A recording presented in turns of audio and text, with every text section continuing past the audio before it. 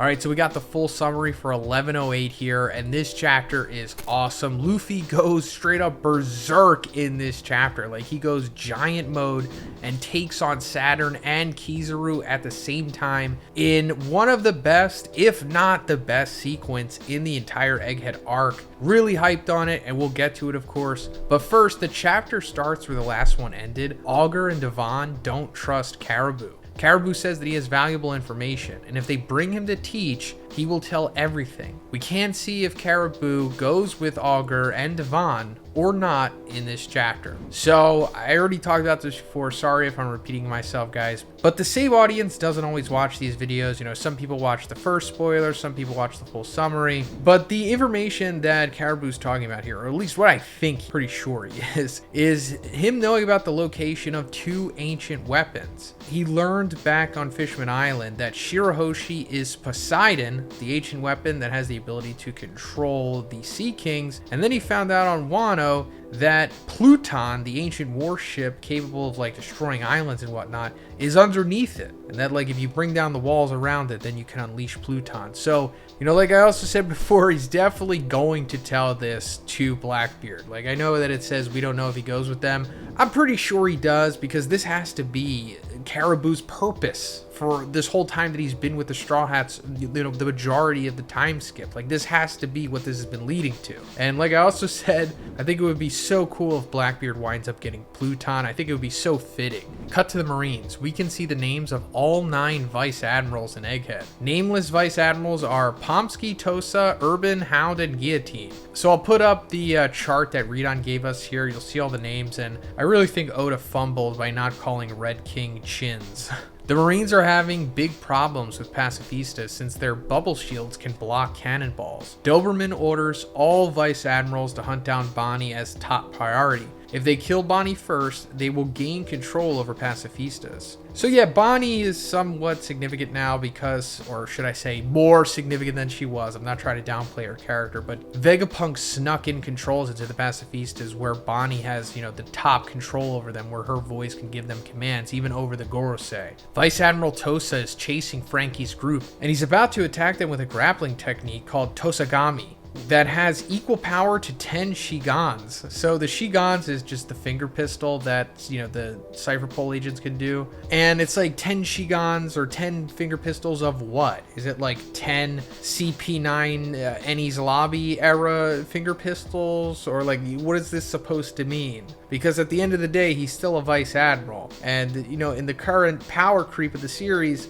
they're not really that impressive. And we're about to find out very soon that that is the case. However, Tosa is crushed by Dory and Bragi. They used normal attacks. So yeah, Dory and Bragi, Little Garden, you know, way back, we knew them from, they're a part of this power creep as well, and they're just crushing Vice Admirals now. Which is, I mean, understandable, they are giants, but still. Dory and Bragi leave Frankie's group with some giant warriors to bring back to their ship. Bonnie tells them that Luffy, Sanji, and Vegapunk are still in the middle of the island, so Dory and Bragi head there to help them. Okay, so I think we're making some progress with Dory and Bragi eventually meeting Luffy here, acknowledging that he is Sun God Nika, maybe saying something about his relation to the Giants possibly, and then eventually telling Luffy like, hey, come with us back to Elbaf because that's going to be the next arc, and we got to talk about stuff there, we got to do stuff because it all relates to Joy Boy, I'm assuming, right? And I also talked about this in my previous video, but I think they're just going to take the Sunny and like put it on the giant warrior pirate ship because it's so big that it just makes sense, you know? But first, let's talk about the sponsor of this video, Skillshare. So you probably have like big, bold, and ambitious creative dreams this year, right? You want to launch like an online shop or just build up your brand as a creator. Well, Skillshare is the place that can get you from point A to point B because learning paths are curated sequential class collections to master a specific skill or competency. You'll know exactly where to start your learning journey with a curated list of classes to take you you from beginner to advanced, so you can stay motivated by easily tracking your progress to reach your goal, as well as discover new to you teachers. So for me personally, it's been kind of difficult to promote and build my brand, to be honest, but I feel a lot more confident about it after taking the create and promote your personal brand with zero experience learning path. So first I started with Hamza Khan's Do Things Tell People the Power of Personal Brand Building. Like I said, this is something that I struggle with, and Hamza really helped me because I was able to learn how to construct the core elements of my personal brand, and he also showed me ways to strategically promote myself to others, how to effectively network and authentically promote myself without hesitation. The next class after that is DIY Branding for Beginners, Design a Unique Logo Using Canva by Nisha B. And this is something that I didn't even think about, to be honest. So I appreciate that Nisha showed me the foundational branding skills of identifying my target audience and conducting a competitor analysis. And then of course, how to work in Canva to build upon templates with custom elements, colors, and a font to create a unique logo, which I desperately need. And then the final class is the one I was most excited for because it's how to market yourself on TikTok as a creative professional by Erin McGough. I've been really trying to grow my TikTok this year, and it just really hasn't been going that well lately. So I was really happy to take this course where Erin helped me with content strategy, practicals of production, following trends, going viral, engaging with my audience, as well as even protecting my mental health. Erin really gave me the tools that I needed to navigate TikTok like a pro. So guys, if you're looking to better yourself this year and use a very valuable learning path from Skillshare, check the link in the description because the first 500 people to use my link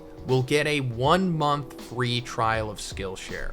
Thanks, guys. But anyway, back to Dory because he says Vegapunk, he must be the man that scholar told us about. So that quote-unquote scholar that he's talking about, I think, is Jaguar D. Saul, because it was more or less confirmed that Saul did survive the freezing time capsule from Aokiji, you know, back in Robin's flashback when the Buster Call was sent to Ohara. It hasn't been straight up said that Saul is still alive, but we saw him. Like, we saw that he was all bandaged up back in Vegapunk's flashback with Dragon. And I think he's referring to Saul here as a scholar because he was able to salvage a lot of the books from the Ohara Buster Call. And I'll go more into why I think it's Saul because Vice Admiral Bluegrass is riding a sea beast weapon with Dahl. And Bluegrass asks Dahl if she has seen the strength of giants. And Dahl answers that she worked under Saul's command 20 years ago. So yeah, Saul just being brought up here right after Dory brings up quote unquote scholar. So I don't think it's a coincidence. Pretty sure he's talking about Saul here.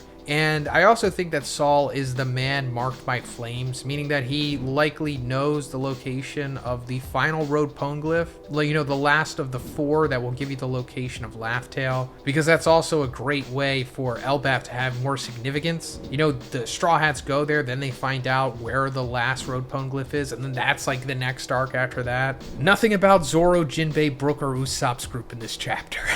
Cut to Luffy's group. Vegapunk tells Luffy and Sanji that they don't need to take him anymore. Vegapunk once thought about escaping, but now he changed his mind. He says, there's something on Egghead Island that I must protect. So, yeah, I guess that was a lie. Vegapunk did say that he wanted to leave, but I guess Oda was like, you know what, I need to rewrite this because it doesn't really make sense if I'm going to have Vegapunk just die here. Vegapunk also tells Luffy to protect Bonnie. Vegapunk was planning to reveal Bonnie the control over the pacifistas when she was older, but now that everyone knows it, Bonnie will be hunted. Saturn returns to face Luffy. Saturn changes into a new form.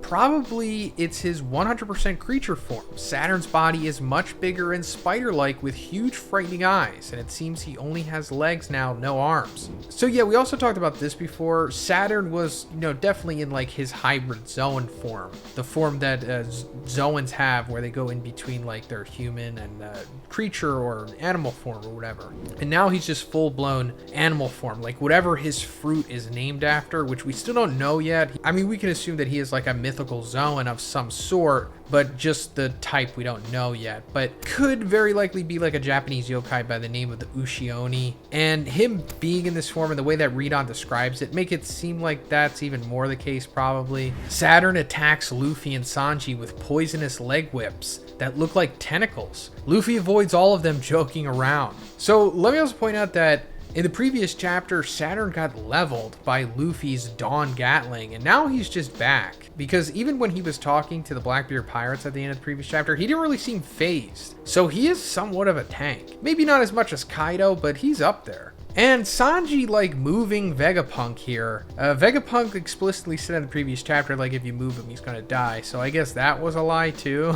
And speaking of him, Vegapunk's like, ow, ow, hey, I thought I said leave me be, Sanji. Sanji's like, yeah, just stay still. Wait! Suddenly, Kizaru appears and kicks Sanji. Vegapunk falls from Sanji's arms, and Kizaru stabs Vegapunk with his light sword. So Vegapunk getting stabbed yet again, and I'm pretty sure he's living through this as well. Luffy sees what's happening, so he tells Sanji to carry Vegapunk and run. Then Luffy transforms into giant size. He's very serious. In the epic final double page, Luffy grabs Saturn's head with his left hand and full Kizaru's body with his right hand at the same time. Kizaru coughs up blood while Luffy is grabbing him. Luffy smiling says, there's no way I'm letting you guys go. So wow, this is such a cool sequence. I cannot wait to see this. Just giant Luffy, which we knew he was capable of. This was one of the first things he actually did against Kaido in their fight once he went Gear 5.